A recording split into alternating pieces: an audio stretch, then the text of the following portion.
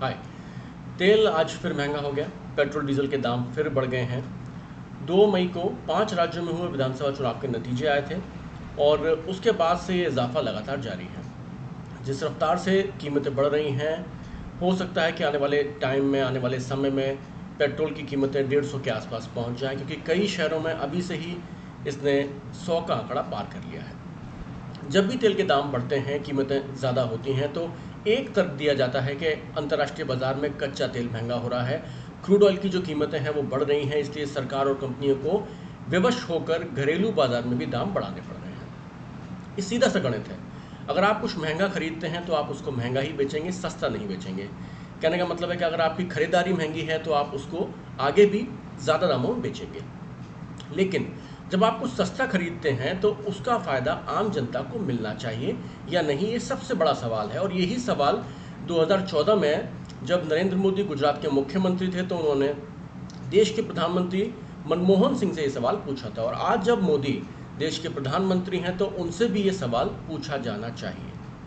लेकिन अफसोस की बात है कि मीडिया इस मुद्दे को बिल्कुल नहीं उठा रहा है। उसके लिए तेल के दाम कोई मायने नहीं रखते हैं। मीडिया ने इस मुद्दे से लगभग वैसी ही दूरी बना ली है जैसे कि वोटर्स ने कांग्रेस से। अब कुछ आंकड़ों पर नज़र डाल लेते हैं ताकि ये क्लियर हो जाए, ये स्पष्ट हो सके कि खास तौर पर महंगाई के मामले में जिन अच्छे दिनों की बात कही गई थी वो वास्तव में आए हैं या नहीं आए हैं। तो मैं यहाँ आपको फाइनेंशियल एक्सप्रेस की एक रिपोर्ट के बारे में बताना चाहूँगा। इस रिपोर्ट में petroleum planning and analysis cell के हवाले से कुछ आंकड़े दिए गए हैं जिनके बारे में आपको जानना ज़रूरी है। इस रिपोर्ट के मुताबिक 2020 में, जनवरी 2020 में जो 1 लीटर क्रूड ऑयल के प्राइस थे वो 28.84 रुपीज़ प्रति लीटर थे। और उस दौरान दिल्ली में 1 लीटर पेट्रोल की अगर हम बात करें तो उसके प्राइस थे 77.79 रुपीज़। वहीं अगर जनवरी 2021 की बात करें तो 1 लीटर क्रूड ऑयल के जो प्राइस थे वो थे 25.20 रुपीज़ और पेट्रोल के प्राइस थे लगभग 87 रुपये से ज़्यादा। तो यानी क्रूड ऑयल सस्ता होता रहा, लेकिन बाज़ार में, घरेलू बाज़ार में उसका फ़ायदा आम जनता को नहीं मिला। इस रिपोर्ट में कुछ और डिटेल्स आंकड़े भी दिए गए हैं जिनके बारे में थोड़ा सा हम जान लेते हैं। तो 2014 की अगर हम बात करें तो इंटरनेशनल मार्केट में जो क्रूड ऑयल की कीमतें थीं वो $106 प्रति बैरल थी। और मई 2014 में जो पेट्रोल था दिल्ली में वो 71.41 रुपीज़ प्रति लीटर के आसपास चल रहा था। 2021 की अगर हम बात करें तो अभी जो क्रूड ऑयल की कीमतें हैं वो $65 प्रति बैरल से ज़्यादा हैं। पेट्रोल की कीमत अगर हम बात करें दिल्ली में तो जनवरी में ये पेट्रोल करीब करीब 84-85 के आसपास पहुंच चुका था और अभी आप जानते हैं कि काफ़ी क्लोज़ है 100 रुपये के आसपास। तो कहने का मतलब है कि जब क्रूड ऑयल की कीमतें लगातार कम होती रहीं तब भी सरकार ने तेल सस्ता नहीं किया। उस दौरान भी पेट्रोल डीजल के रेट लगातार बढ़ते गए। टैक्सेस की अगर हम बात करें, यहाँ पे छोटी सी बात और यहाँ करना चाहेंगे टैक्स के बारे में। तो 2014 में इस रिपोर्ट के हवाले से बताया गया है कि 2014 में पेट्रोल पर जो टैक्स लगता था वो 9.48 रुपीज़ प्रति लीटर लगता था। यहाँ स्टेट के टैक्स की बात नहीं हो रही है। डीजल पर जो टैक्स लगता था वो 3.56 रुपीज़ प्रति लीटर लगता था। और अब 2021 की अगर हम बात करें तो आप देखेंगे 9.48 प्रति लीटर जो डीजल पेट्रोल पे लगता था वो अब लगता है 32.98 रुपीज़। और डीजल पे जहाँ 3.56 लगता था वो अब लगता है 31 रुपये .83। अब आप सोच सकते हैं कि कितना ज़्यादा डिफरेंस आ गया है टैक्सेस में। यानी डीजल भी लगातार महंगा हो रहा है, जो सबसे ज़्यादा चिंता का विषय है। लेकिन इस विषय पर कोई भी कुछ बोलना नहीं चाह रहा है। जब भी तेल की कीमतों में इजाफा होता है तो एक तबका जो है वो एक्टिव हो जाता है। ख़ासतौर पर सोशल मीडिया पर ऐसे मैसेज सर्कुलेट होने शुरू हो जाते हैं कि अगर आप इस मूल्य वृद्धि का विरोध करते हैं तो आप देश विरोधी हो गए। यानी अगर आप सरकार की गलत नीतियों के खिलाफ आवाज़ उठाते हैं तो आप देश विरोधी कहलाए जाते हैं। मौजूदा वक्त में भी ऐसे कई मैसेज सर्कुलेट हो रहे हैं जहां मूल्य वृद्धि को कहीं ना कहीं जात पात से जोड़कर देखा जा रहा है। यानी ये कहा जा रहा है कि अगर आप सच्चे हिंदू हैं तो आप मूल्य वृद्धि का विरोध नहीं करेंगे क्योंकि मौजूदा सरकार हिंदुओं का ख्याल रख रही है। अब इस तरह के मैसेज का महंगाई से क्या लेना देना है, ये इन मैसेज को सर्कुलेट करने वाले ही ज़्यादा बेहतर बता सकते हैं।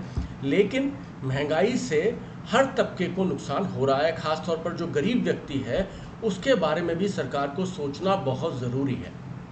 कोरोना से अगर वो बच भी जाएगा तो उसके लिए मौजूदा समय में महंगाई में सर्वाइव करना बहुत मुश्किल है। एक छोटी सी बात यहाँ बहुत ज़रूरी है बताना है कि जो लोग कोरोना इफेक्टेड हैं, जो कोरोना पॉजिटिव हैं, उनको डॉक्टर सलाह देते हैं कि आप फ्रूट्स खाइए, हेल्दी खाना खाइए। तो ये सवाल सरकार से पूछा जाना चाहिए कि क्या मौजूदा महंगाई के दौर में एक गरीब आदमी के लिए फ्रूट्स खाना पॉसिबल है?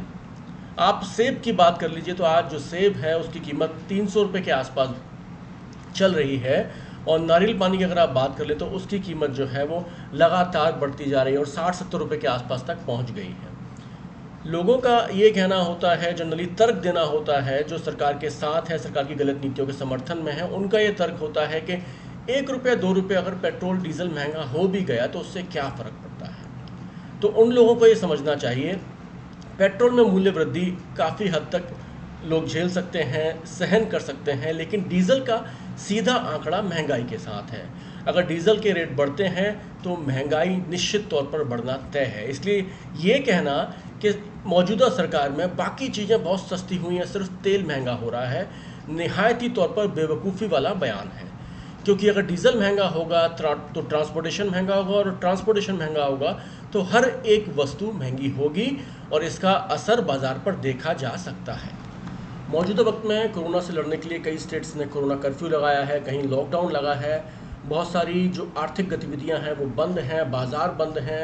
ऐसे में लोगों के रोज़गार के साधन जो हैं वो बहुत सीमित हो गए हैं, या बहुतों के रोज़गार खत्म हो गए हैं, उनकी आय बहुत सीमित हो गई है, बहुत कम हो गई है, या फिर आय के स्रोत खत्म हो गए हैं। तो ऐसी स्थिति में उनके लिए महंगाई के साथ मुकाबला कर पाना बहुत मुश्किल है। तो सरकार को इस मुद्दे पर गंभीरता से सोचना चाहिए कि अगर ऐसे ही पेट्रोल के दाम बढ़ते रहे, डीजल के दाम बढ़ते रहे, तो आम आदमी के लिए कोरोना को मात देने के बाद या कोरोना के साथ साथ महंगाई से लड़ना बहुत मुश्किल हो जाएगा।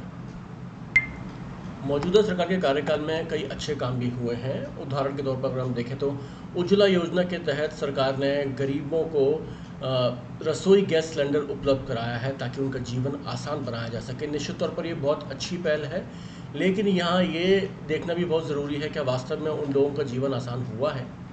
ऐसा इसलिए कि पेट्रोल डीजल के साथ साथ एलपीजी सिलेंडर भी लगातार महंगा होता जा रहा है।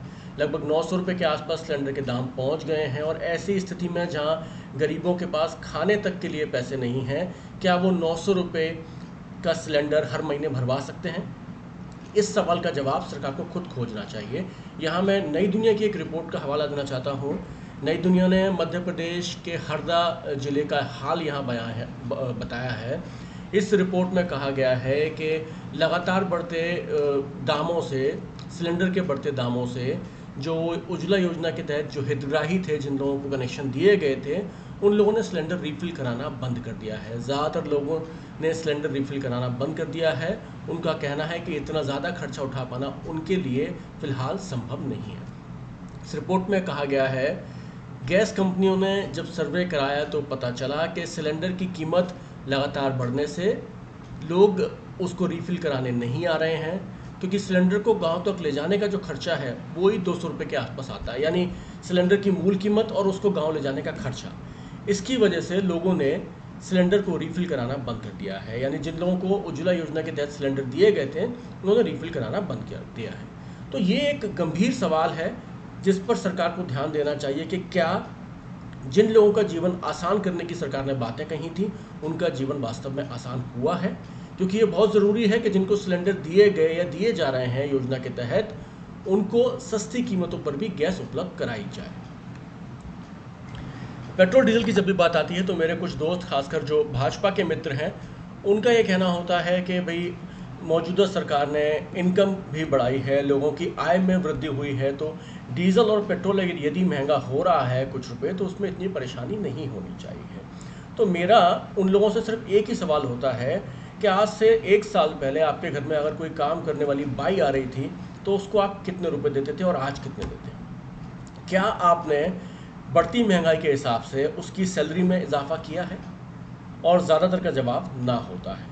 तो ये सोचने वाली बात है कि जिस तरह के तर्क दिए जाते हैं कि इनकम बढ़ी है, तो क्या गरीब तबके की इनकम वास्तव में बढ़ी है? क्या गरीब तबका अभी इस स्थिति में आ गया है कि वो जिस तेज़ी से महंगाई बढ़ती जा रही है उसका मुकाबला कर पाए? इस सवाल का जवाब सरकार को और सरकार के समर्थकों को खोजना चाहिए। और उनको ये भी समझना चाहिए कि सरकार की गलत नीतियों के खिलाफ आवाज़ उठाना राष्ट्रद्रोह नहीं हो सकता। ये हमारा अधिकार है और हमें अपने अधिकार का इस्तेमाल करते रहना चाहिए। जय हिंद।